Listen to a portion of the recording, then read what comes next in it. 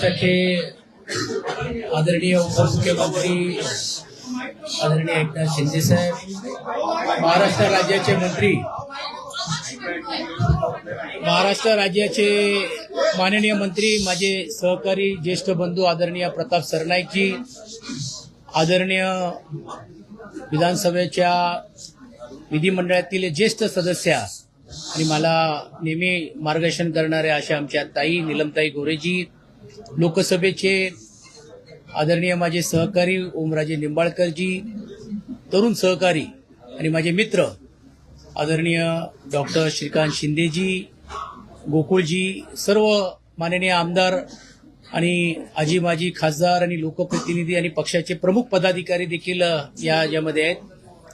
व्यक्तिशः मी आदरणीय एकनाथ शिंदे साहेबांचा मनापासून आभार मानतो की खरं तर कोळशातून ज्यावेळी हिरेची चमक दिसते आणि त्यावेळी ते हिरा जवळ करण्याची संधी येते, त्यातूनच विश्व घडवण्याचं काम आपण ज्यावेळी करत असतो त्यावेळी आदरणीय शिंदे साहेबांनी माझ्यासारख्या कार्यकर्त्याला एक उपसभापती या पदावरती मान देऊन, बहुमान देऊन, मला वाटते तळागाळातला कार्यकर्ता देखील या पदापर्यंत जाऊ शकतो हे दाखवून देण्याचं काम त्यांनी केलेलं आहे.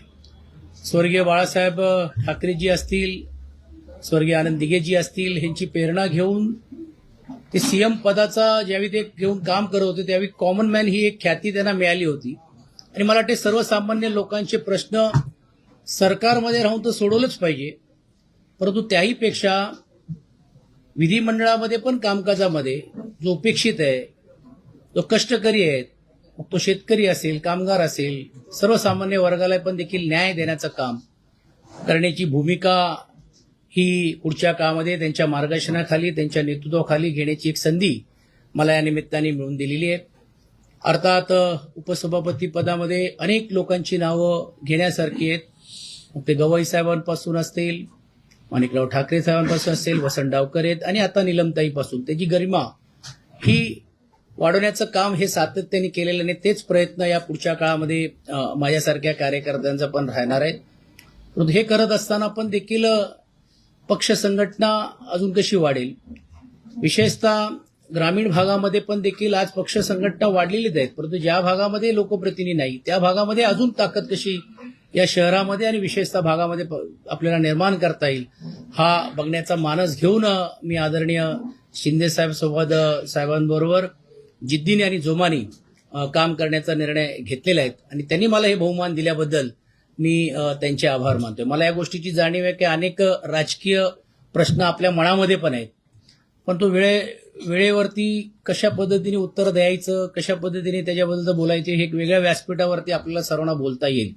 ठीक आहे, आता काही टीका करतील, आरोप करतील, परंतु जोपर्यंत जसं शिंदे साहेबांनी सांगितलं की जोपर्यंत आम्ही बरोबर आहोत तोपर्यंत चांगले आहोत, आम्ही नाही आहोत तर मग ते कसे नालायक आहेत असा जो प्रयत्न काही लोकांच्या बद्दल होतो हे दुर्दैवी आहे. म्हणूनच मला असं वाटतं की ते एका वेगळ्या व्यासपीठावरती ती भूमिका निश्चितपणे मी मांडीन. परत एकदा आपल्या सर्वांचं स्वागत, आभार आणि विशेषतः आदरणीय शिंदे साहेबांनी जी जबाबदारी दिलेली आहे पूर्ण ताकदीने ती मी निभवल्याशिवाय राहणार नाही हा आत्मविश्वास मी देतो.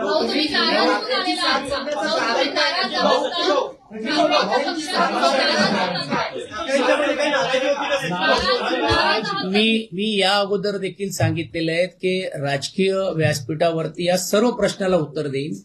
आता पहिली प्रतिक्रिया तर येऊ दे, आता हळूहळू यायला लागलेली आहेत. कोण सांगतोय मी गट ठेव राहणार आहेत, कोण म्हणतोय की बा हे स्वार्थासाठी आलेत, कोण म्हणतो काय काय गोष्टी आहेत, तर ते वेगळ्या व्यासपीठावरती बोलता येईल. कारण ज्यावेळी आपल्याकडे लोक येतात त्यावेळी तुम्ही स्वार्थाचा विचार करत नाही, आपल्याकडे जातात तर स्वार्थासाठी विचार करतात. हे जी म्हणणारी जी ख्याती जी लोकांची ती मी बोलीन आणि वेळेवरती योग्य रीतीने योग्य उत्तर देईन.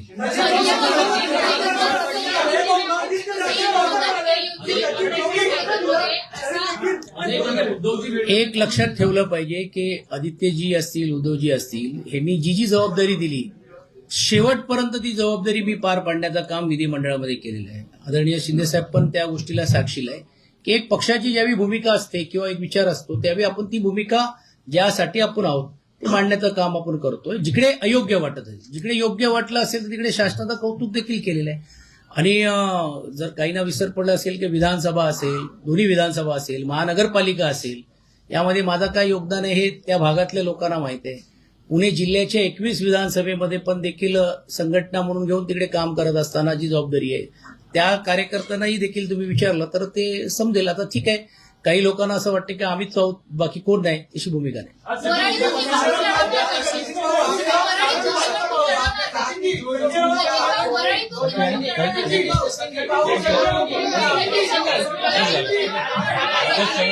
जे एकनाथ शिंदे साहेब जी जबाबदारी देतील ती जबाबदारी पूर्ण ताकदीने मी पार पाडणार. बरं आहे बोलायला.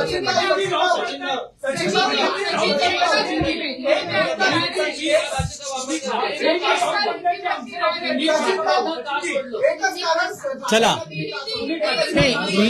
हे बघा, आज एक लक्षात घ्या की मी पक्ष कुठचाही सोडलेला नाही. ते तांत्रिक मुद्द्याबद्दल आपण वेगळ्या व्यासपीठावरती आपण बोलू. पण एक गोष्ट नक्की आहे की आज एवढ्या उपसभापती पदाची जर आज आदरणीय शिंदे साहेबांनी ही जबाबदारी दिल्यानंतर हे मला असं वाटतं माझ्यासारख्या कार्यकर्त्याला तो बहुमान आहे आणि तो बहुमान ठेवून मी पुढे काम करण्याचा निर्णय घेतला. अरे बाबा, जेव्हा ते मी आधीच सांगितलं, जेव्हा ते आमदार झाले तेव्हा आम्ही त्यांना मतदान केलेलं आहे. आम्ही आमचं कर्तव्य पार पाडलं त्यावेळेस.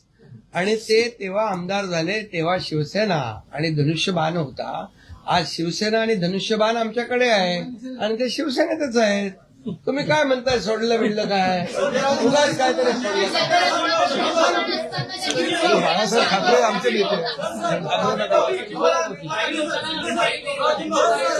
धन्यवाद.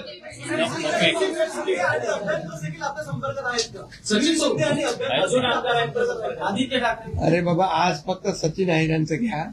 सचिन काही लोकांना भेटत नाही म्हणून ते जातात, काही आदित्य भेटत नाही म्हणून जातात. तुम्ही तर दोघांबरोबर होता. नाही, माझा असं काही अनुभव नाहीये, एक गोष्ट स्पष्ट मी सांगतोय. पण मी जसं सांगितल्याप्रमाणे स्वर्गीय बाळासाहेब ठाकरे यांचा विचार घेऊन ज्या पद्धतीने शिंदेसाहेब काम करतायत तो आकर्षण आहेच ना, सर्वांच्या लक्षात येईल. आणि मग असा नेता ज्यावेळी पुढाकार घेऊन एक जबाबदारी माझ्यासारख्या कार्यकर्त्याला देतो त्यावेळी तो विचार पुढे घेऊन जाण्याची जिद्द आणि दमक ही आमच्यामध्ये आणि आम्ही कामाने दाखवून दिलेलं. आणि तुम्ही बघ काय होतो आता, तो मला राजकीय आज थोडा जरा संयम ठेवायचा आहे. काही लोकांनी जे आयुष्यात काही दगड उचललं नाही ते आता आम्हाला शिकवायला लागले तर कसं व्हायचं, म्हणजे काय न बोलले नाही.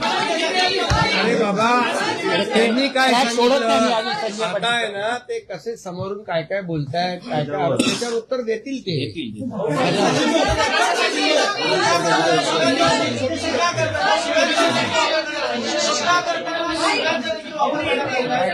हे बोलले हिंदी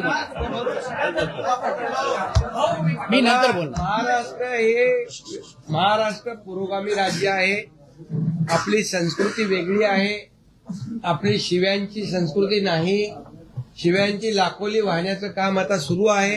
6 खासदारांच्या मतदारसंघात जाऊन शिव्या घालण्याचं काम सुरू आहे. ते जेव्हा त्यांच्याबरोबर होते तेव्हा खूप चांगले होते. आता अगदी ताबडतोब ते 360 डिग्री वाईट झाले. त्यामुळे आपली ही संस्कृती नाहीये, आपली परंपरा नाहीये. ही महाराष्ट्र ही छत्रपती शिवाजी महाराजांची भूमी आहे, संतांची भूमी आहे. त्यामुळे अशा शिव्या देणाऱ्या लोकांना जनता धडा शिकवल्याशिवाय राहणार नाही. धन्यवाद. महाराष्ट्रातील ताज्या बातम्यांसाठी बघत रहा टाइम्स टुडे 18 न्यूज. सोबतच शेअर करा, सबस्क्राईब करा आणि बेल आयकॉन प्रेस करा.